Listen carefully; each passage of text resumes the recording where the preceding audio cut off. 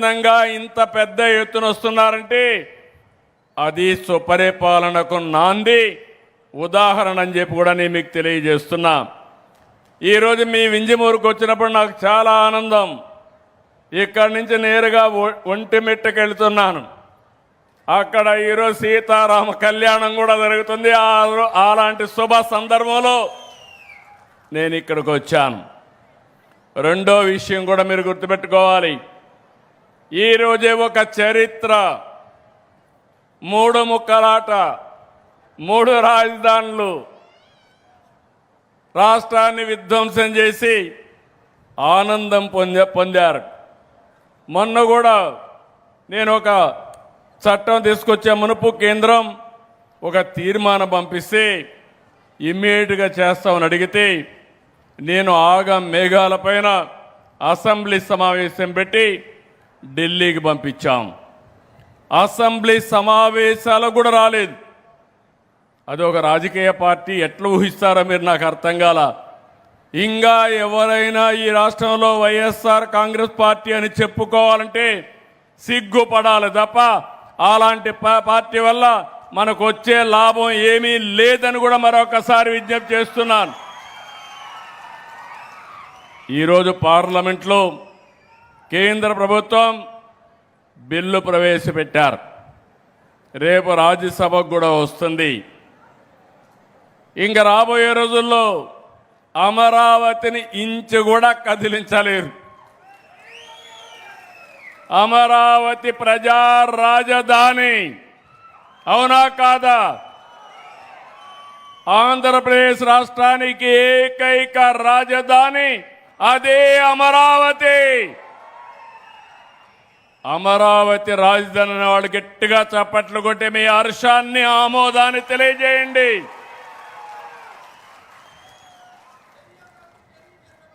ఒక వ్యక్తికి ఒక అడ్రస్ ఉండాలి, ఒక రాష్ట్రానికి ఒక రాజధాని ఉండాలి. అలాంటి రాజధానిని విధ్వంసం చేసి ఎడారి అని, లేకపోతే శ్మశానమని, ముంపు ప్రాంతం అని ఎగతాళి చేసి మనకు రాజధాని కూడా లేకుండా చేసే పరిస్థితికి వచ్చారు. ఈరోజు నేను వచ్చింది పేదల సేవలో. మీరందరూ గుర్తుపెట్టుకోవాలి, నాకు మొదటి తారీఖు వస్తానే గుర్తొచ్చేది మా పేదవాళ్లే గుర్తొస్తారు. నా కళ్ళలో మీరే ఉంటారు. అందుకే నేను రావడం కాదు, రాష్ట్రంలో ఉండే ప్రభుత్వ యంత్రాంగం, ఎన్డీఏ పార్టీ యంత్రాంగం మొదటి తారీఖున మీ సేవలోనే ఉంటాం. నేను ఎప్పటికప్పుడు అందరికీ ఒకటే మాట చెప్పాను. ఈరోజు దేశంలో ఎక్కడా ఇవ్వని విధంగా దగ్గర మీరు చూస్తే 4,000, 6,000, 10,000, 15,000 రూపాయలు పింఛన్లకు ఇస్తున్నాం. దివ్యాంగులకు 6,000 ఇస్తున్నాం. కిడ్నీ పేషెంట్లు కానీ డయాలసిస్ చేసుకుంటే 10,000 ఇస్తున్నాం. మంచానికే పరిమితం అయితే అలాంటి వారికి 15,000 ఇస్తున్నాం. నేను అడుగుతున్నా, ఎక్కడైనా ఇస్తున్నారా తమ్ముళ్ళు, ఆడబిడ్డలు? మీరే చెప్పమని మిమ్మల్ని అడుగుతున్నా. దగ్గర 2,730 కోట్లు నెలకు ఖర్చు పెడుతున్నాం. 63 లక్షల మందికి ఇస్తున్నాం. ఇప్పటికీ 60,000 కోట్ల రూపాయలు ఒక్క పింఛన్ కింద పేదవాళ్లకు భరోసా ఇచ్చిన ఏకైక ప్రభుత్వం ఎన్డీఏ ప్రభుత్వం అని చెప్పి కూడా నేను మీ అందరికీ విజ్ఞప్తి చేస్తున్నా. ఇంకో పక్కన మీరు చూసి తమిళనాడు ఉంది, 1,000 రూపాయలు ఇస్తారు. ఇప్పుడు కొత్తగా 2,000 ఇస్తామని ఎన్నికల మేనిఫెస్టోలో పెట్టారు. అలాంటిది మన రాష్ట్రంలో 4,000 నుంచి 15,000 ఇస్తున్నాం. ఎక్కడా దేశంలో ఏ రాష్ట్రంలో ఇవ్వడం లేదు. అయితే మీరు కూడా ఒక విషయం గుర్తుపెట్టుకోవాల్సిన అవసరం ఉంది. ఈ జిల్లాలోనే 2,91,000 కుటుంబాలకి 128 కోట్లు నెల ఇస్తున్నాం. ఉదయగిరిలో 39,300 మందికి 17,81,00,000 ఇస్తున్నాం. వింజమూరులో 5,484 మందికి 2,47,00,000 ఇస్తున్నాం. నేను ఇంకొక మాట కూడా చెప్తున్నాను. నేనేదో మొక్కుబడిగా ఇవ్వడం లేదు, గౌరవప్రదంగా ఇస్తున్నాం. మీ ఇంటికి నిద్రలేస్తానే మీ తలుపు కొట్టి మీకు గుడ్ మార్నింగ్ చెప్పి మీ ఇంటి దగ్గరనే పింఛన్లు ఇచ్చే కార్యక్రమాన్ని ఏర్పాటు చేశాం. గౌరవప్రదంగా మీ ఆత్మ గౌరవాన్ని నిలబెట్టే విధంగా, పేదవాడంటే చులకన భావం లేకుండా మీకిచ్చే కార్యక్రమానికి శ్రీకారం చుట్టాం. ఈరోజు ఒక పెన్షన్ వల్ల మీ అందరిలో ఒక భద్రత కల్పించాం. అభివృద్ధి ఏ విధంగా చేయాలనో చేసి చూపిస్తున్నాం. ఇంకో పక్కన మీరందరూ ఒకసారి గుర్తుపెట్టుకుంటే సూపర్ 6 చెప్పాను. నా జీవితంలో నేను కూడా ఎన్నో కార్యక్రమాలు చేశాను, కానీ ఆ రోజు నేను హామీ ఇచ్చినప్పుడు అనిపించింది చేయగలుగుతావా అనిపించింది. కానీ నాకు మీ మీద అభిమానంతో చేయాలి తప్పదని ఆ రోజు నిర్ణయించుకున్నాను. వచ్చిన వెంటనే పింఛన్లు ఇచ్చాం. తల్లికి వందనం. ఎంతమంది పిల్లలుంటే అంతమందికి 15,000 రూపాయలు చొప్పున మీకు అందించిన ప్రభుత్వం ఈ ప్రభుత్వం. మళ్ళీ జూన్ వస్తుంది. జూన్లో మీ పిల్లలు స్కూలుకు పోయే రోజున తల్లుల అకౌంట్లో టెన్షన్గా డబ్బులు వేసే బాధ్యత మాదని మరొకసారి మీ అందరికీ విజ్ఞప్తి చేస్తున్నా. స్త్రీ శక్తి సూపర్ హిట్ అయింది. మొన్నటి వరకు మా ఆడబిడ్డలు బయట పోవాలంటే ఆలోచించేవాళ్ళు. ఇప్పుడు జల్సాగా ఎక్కడికి పోవాలన్నా, పుణ్యక్షేత్రాలు కావచ్చు, అమ్మగారింటికి కావచ్చు, కూతుర్ని చూడాలన్నా కావచ్చు, ఉద్యోగానికి పోవాలన్నా దర్జాగా పోయే ఏర్పాటు చేసింది ఈ ప్రభుత్వం. అవునా కాదా అని మిమ్మల్ని అడుగుతున్నా. మా ఆడబిడ్డలు వంట చాలా కష్టంగా ఉండేది, ఇప్పుడు కూడా కష్టాలు ఉన్నాయి. యుద్ధం వచ్చింది, వంట గ్యాస్ కొరత వస్తూ ఉంది. అయినా ఎక్కడ కూడా ఎన్ని ప్రయత్నాలు చేయాలనో అన్ని ప్రయత్నాలు చేస్తున్నాం. నేను ఒకటే మీ అందరినీ కోరుతున్నాను. ఈరోజు మీరు చూస్తే 3 ఒరిజినల్గా దీపం కింద ఆడబిడ్డలు గ్యాస్ సిలిండర్తో వంట చేయొచ్చని చేసింది నేనే చేశాను కంబైన్డ్ ఆంధ్రప్రదేశ్లో. ఇప్పుడు 3 సిలిండర్లు ఉచితంగా ఇస్తున్నాం. రేపు రాబోయే రోజుల్లో మీ దగ్గర ప్రాంతాల్లో పైపులో కానీ గ్యాస్ వస్తే పిఎన్జి తీసుకోమంటున్నాను. దానికి కూడా 2 నెలలకు ఒకసారి 200 రూపాయలు మీ అకౌంట్లో వేస్తాం. అంటే మొత్తం కలిసి 400 వేస్తాం. అంటే సంవత్సరానికి 2,400 రూపాయలు ఎవరైనా పైప్డ్ గ్యాస్లో తీసుకుంటే మీకు ఇచ్చే బాధ్యత నాదని మరొక్కసారి విజ్ఞప్తి చేస్తున్నా. దానివల్ల యాక్సిడెంట్లు తగ్గుతాయి, మనకు సులభం అవుతుంది. అన్నదాత సుఖీభవ ఈ కార్యక్రమానికి శ్రీకారం చుట్టాం. ఈరోజు అన్నదాత సుఖీభవ కింద మొన్నే మీ అకౌంట్లో డబ్బులు వేశాను. కేంద్రం 6,000, రాష్ట్రం 14,000 రూపాయలు ఇస్తున్నాం. ఇప్పుడే నేను మైక్రో ఇరిగేషన్ చూశాను. ఇలాంటి ఉదయగిరి ప్రాంతంలో మైక్రో ఇరిగేషన్ చాలా పెద్ద ఎత్తున ఉపయోగపడుతుంది. ఇప్పుడే ఎమ్మెల్యే చెప్పాడు, ఈ చెరువుకు నీళ్లు ఇవ్వడమే కాదు, ఈ సంవత్సరం వెలుగొండ ప్రాజెక్టు పూర్తి చేసి నీళ్లు తీసుకొచ్చి ఆ తర్వాత ఉదయగిరి ప్రాంతానికి కూడా నీళ్లు తీసుకొచ్చే బాధ్యత ఈ ప్రభుత్వం తీసుకుంటాం. మీరు ఒక్కసారి గుర్తుపెట్టుకోవాలి. ఆ రోజు మీరు ఆలోచిస్తే పోలవరం 72% పనులు పూర్తి చేశాం. ఒక విధ్వంస పాలన వస్తే ఎట్లుంటుందంటే, నా మీద కోపంతో పోలవరాన్ని గోదావరిలో ముంచేశాడు, డయాఫామ్లు కూల్చేశాడు. 440 కోట్లతో పూర్తి చేశాం. తిరిగి మళ్ళీ 1000 కోట్ల రూపాయలు ఖర్చు పెట్టి ఆ పని కూడా పూర్తి చేసి నిన్నే కేంద్రం 1300 కోట్లు మళ్ళా ఇచ్చారు. రేపు గోదావరి పుష్కరాల కంటే ముందు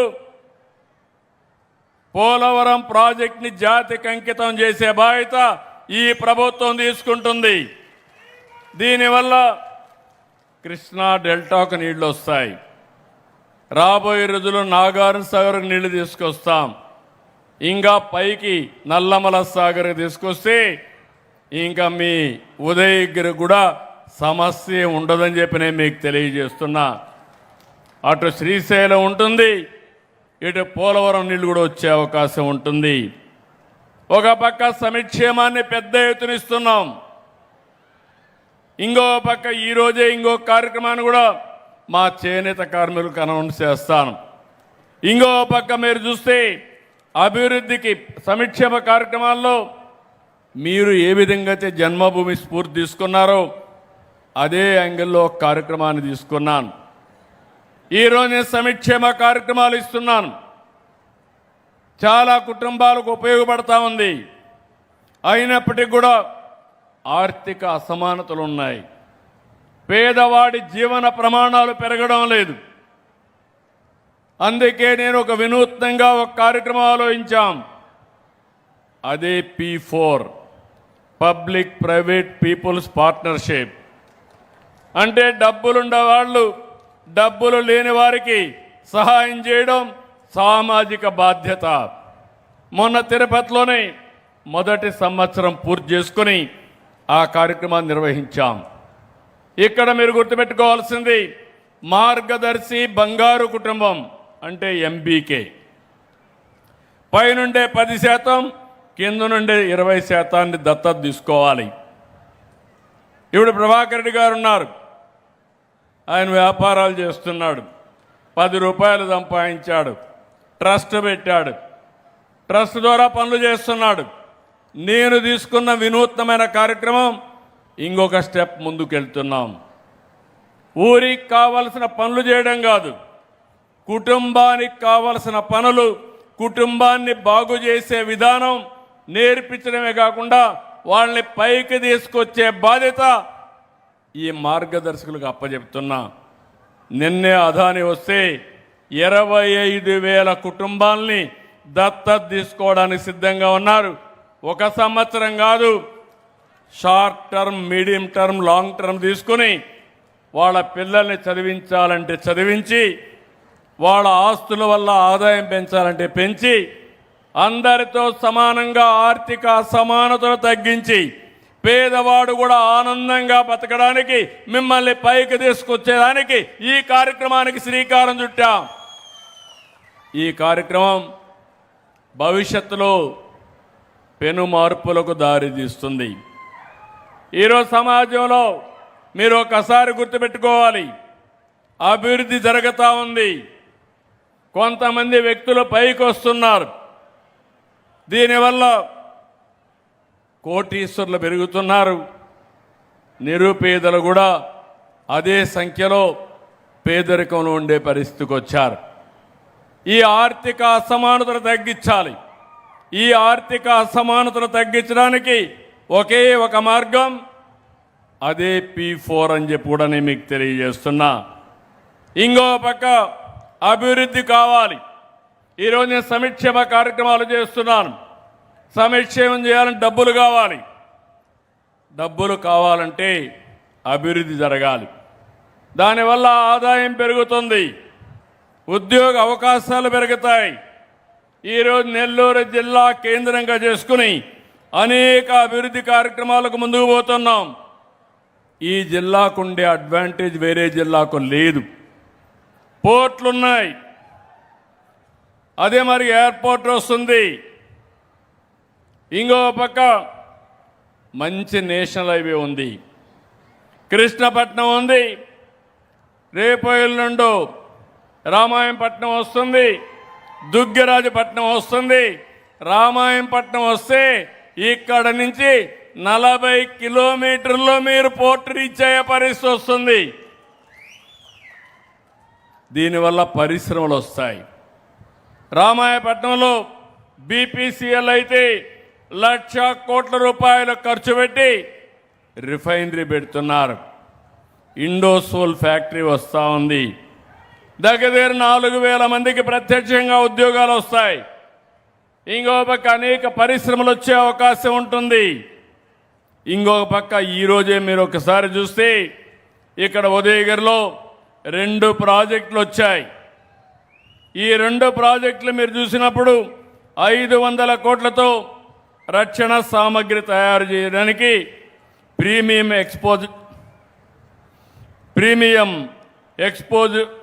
ఎక్స్పోజివ్స్ కోసం ఒక ఫ్యాక్టరీ వచ్చింది. ఇంకో పక్కన ఉదయగిరిలో ప్రతిష్టాత్మైన ఇది ఒక ప్రాజెక్టు, మానవ రహిత విమాన వ్యవస్థను తయారు చేయడానికి అనాడ్రోన్ సిస్టమ్ లిమిటెడ్ ఒక కంపెనీ వచ్చింది. చాలామంది అనుకుంటున్నారు ఉదయగిరిలో ఇండస్ట్రీ రావడం ఏంటని. ఒకప్పుడు ఉదయగిరిలో వ్యవసాయం కూడా చేసుకోలేక దేశం మొత్తం మైగ్రేషన్ అయ్యారంటే ఉదయగిరి నుంచి వెళ్ళి ప్రపంచంలో ఎక్కడుంటే అక్కడ పరిశ్రమలు పెట్టారు. మీరు బ్రిక్ అంటే ఇది ఇటుకలు పేర్చడం అంటే ఒక్క ఉదయగిరి వాళ్ళే దేశం అంతా చేసేవాళ్ళు. ఈరోజు ఒక మాట చెప్పాలంటే ఉదయగిరిలో ఉండే మీ దగ్గర డబ్బులు లేవు, కానీ ఉదయగిరి నుంచి బయట పోయిన వాళ్ళ దగ్గర మాత్రం డబ్బులు అంత సంపాదించగలిగారు.